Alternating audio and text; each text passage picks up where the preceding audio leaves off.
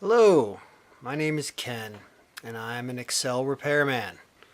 I've created the March Madness 2011 NCAA bracket in Excel to make it easy for anybody to run their own March Madness pool without ever having to pull out pencil and paper, printouts, grids, brackets, adding mess disaster. You're not going to have that problem now. This is all done. This is 2011, baby. We're in Microsoft Excel.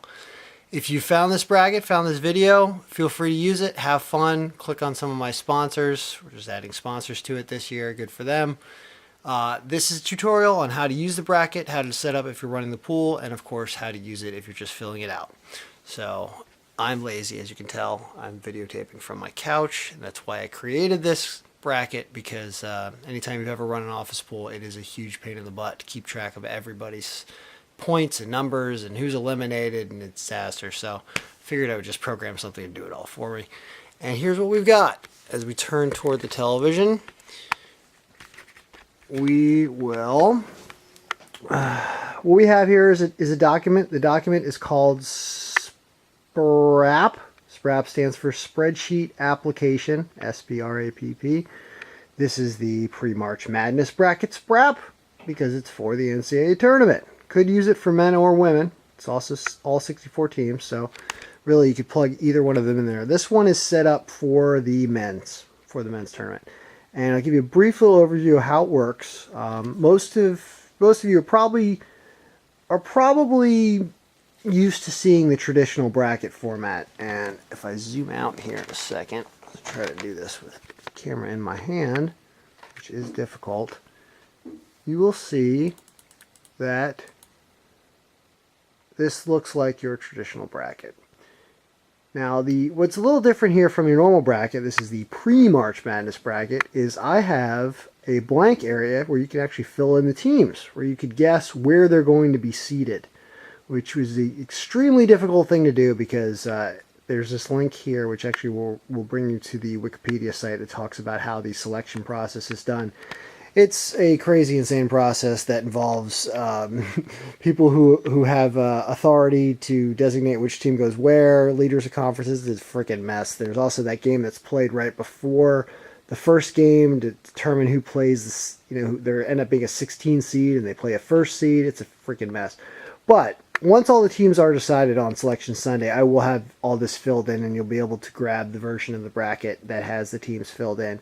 In the meantime, if you wanted to fill them in yourself and make a guess, you would take the mouse up here, for example, and go to, this is, in Microsoft Excel, there are columns and there are rows. This is column B, as you can see, and this is row 6. You click in here, this is a yellow cell, I've made it yellow.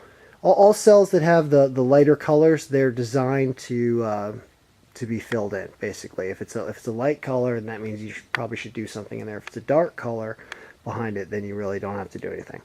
So if you click here, what will happen is there's an arrow on the right hand side. You see I click down the cell below it, the arrow changes. See, there's the arrow. You click that arrow, and what you're going to see is you're going to see a list of all the teams, and I have this connected to their current rankings.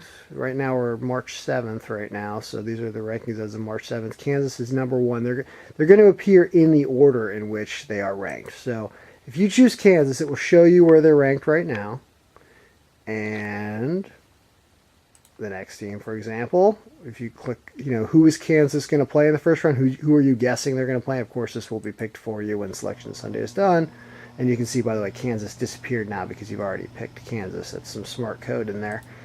So let's say that Kansas is going to play Texas A&M, who is currently ranked 30th. They're my best guess for who's going to be seated 16th in the Midwest Conference. Now you go through this entire deal here, or when the teams are announced, you can do this yourself if you haven't downloaded the updated version. You fill in every team. You can see the rankings get filled in automatically. And once you've filled in all the teams, let's not do it now because we won't waste everybody's time. You'll then choose who's going to win. And this you're probably used to doing in the past if you filled out another bracket. So you click there anywhere in this blue cell or this one you see here. And what happens is that little arrow appears on the right again. It's called a validation. If you care about Microsoft Excel, it's called a data validation. You click that, and your two teams that you've already chosen, you know, which team's going to win, Kansas or Texas A&M? Probably Kansas, right? So you would choose that. Now, as you can see, if you click a cell where you have not previously, hope I'm not making you nauseous with my camera work, if you haven't chosen the teams that are going to lead up to this game, you will have no option here. See? Blank, blank. So that kind of shows you that you should go in proper order. Pick all your teams. Now, once you have filled out this entire bracket all the way down to, you know, right here is where the final game is, this one right in the middle. Anywhere there's blue, just follow the blue brick road, as they would say in the Wizard of Blue Oz.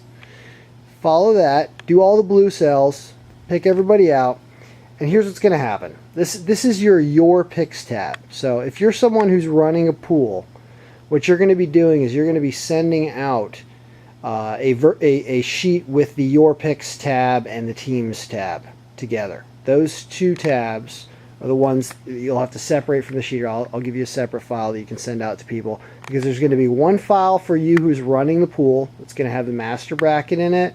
It's going to have, not Ken Stock's picks, it's going to have the standings, the teams, and the master bracket.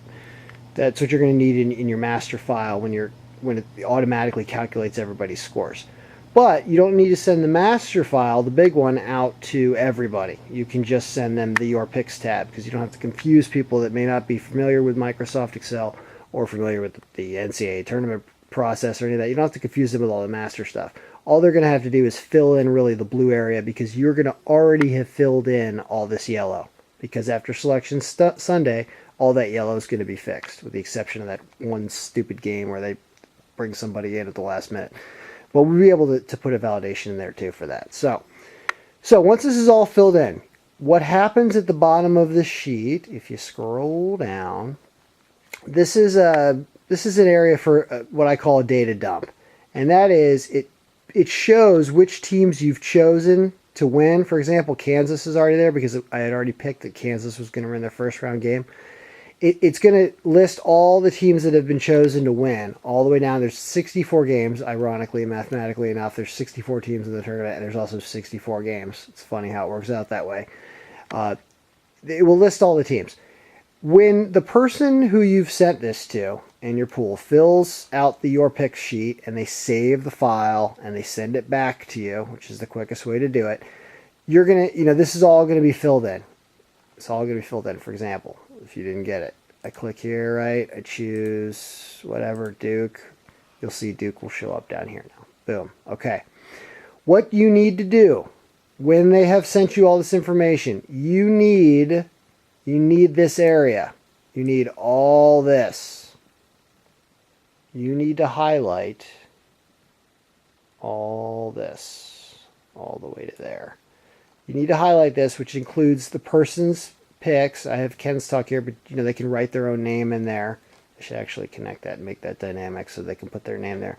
But for this, what you do is once you've highlighted it, you right click and you bring that mouse up to copy, or press Control C if you like shortcuts. And then you've got it copied, and then here's what you're going to do. You're going to go to the master bracket page. Once I find my mouse, I'm trying to look through the viewfinder. You go to your master bracket page, and this is, the reason it's called the master bracket page is because it's going to contain all of the results, the actual results. You're going to populate this with the actual results as they occur. So, you'll click up here as soon as round one is done. You're going to pick whoever wins. The teams are already going to be there. And this is your master bracket. Now, we have copied that selection from the other page, which was, whatever, the Your Picks page. Here's what you do. You're going to paste it right here under the next available entry. You can see I've already put Ken's picks here from another sheet. You're going to put, and you cannot do paste, you have to do paste special. Super duper important, because what you're bringing over from the other sheet is actually formulas. And if you press paste, you're going to get a bunch of gibberish in formulas, and you're not going to get the actual values, which are the teams, which you want. So you click Paste Special, and values. And values are just that. They're just they're what you see in the cell in Microsoft Excel. So there can be a formula behind the cell that's creating something, and then the actual display, the team name, is the value in this sense. So you paste special values, and you're okay. And what do we have? See, we've got exactly what we had from the other sheet. We've got Kansas and Duke, and of course, you want to do this when they filled out the entire thing, because if they don't fill out the entire thing, then they have no choices of game winners for later in the tournament, if they just did the first two, obviously. So you want to have them fill out a complete bracket and send you back, and then you're going to paste special values, remember the values, into this area, so that, when the next person sends their thing, this is entry number 2. We call this, number 2. When you got entry number 3, or Bob, or whoever you're going to have, right? Call him Bob. Then you're going to paste Bob's values right there, right? And then entry number 4, entry number 5. Don't paste over the white area. That is a formula I've set up to calculate points. As you can see, here's the point structure. In round 1, each game is worth 1 point. In round 2, I think they're worth 2 points. Let's see how we did this here. Round 2 is worth 2 points. Round 3 is worth 4 points. Round 4 is worth 8 points. 5, 16, 32. You can change this point structure by simply changing the point values. Here, you can do that all you want and do anything you want for points. I think this is a pretty standard point structure that I've used. I haven't had any complaints, so it's probably what you'll see everywhere. Anyway, so once you've pasted your values of all your picks, this thing is set up to handle 25 possible entrants. It can handle thousands if you're using a version of Excel 2007 or later. So this one will do 25. I'll get a version that gets more, because I know people are going to need it, just like last year. And there you go. I mean, it's anyway, that is the basics. That's how it works. You go back to your standings tab. This is set on filter stored at the top, which means once people have filled out their brackets and then the rounds start running, you can then sort, for example, largest to smallest, depending on what version of Excel you're using. If you're using Excel 2003, which is the older version, it appears a little differently, but it does the same things. So you can see you can sort by points, and then this is going to also rank and show the ranking. See how everybody is considered to be in second, because this fake person number 2 has 190 points, which is, of course, I think more than the possible total. That's about as many points as you get, probably. So yeah, so there you go. That is your March Madness bracket. There's a whole lot of code in there. I love teaching Excel. Like I said, I am the Excel repairman. I can do anything. If you have any questions, or you would like to talk about how this thing was constructed, or learn anything about Excel, or whatever you need, let me know. I will help you out. This is the Ken's Talk pre-March Madness, post-March Madness bracket in Excel. Have fun.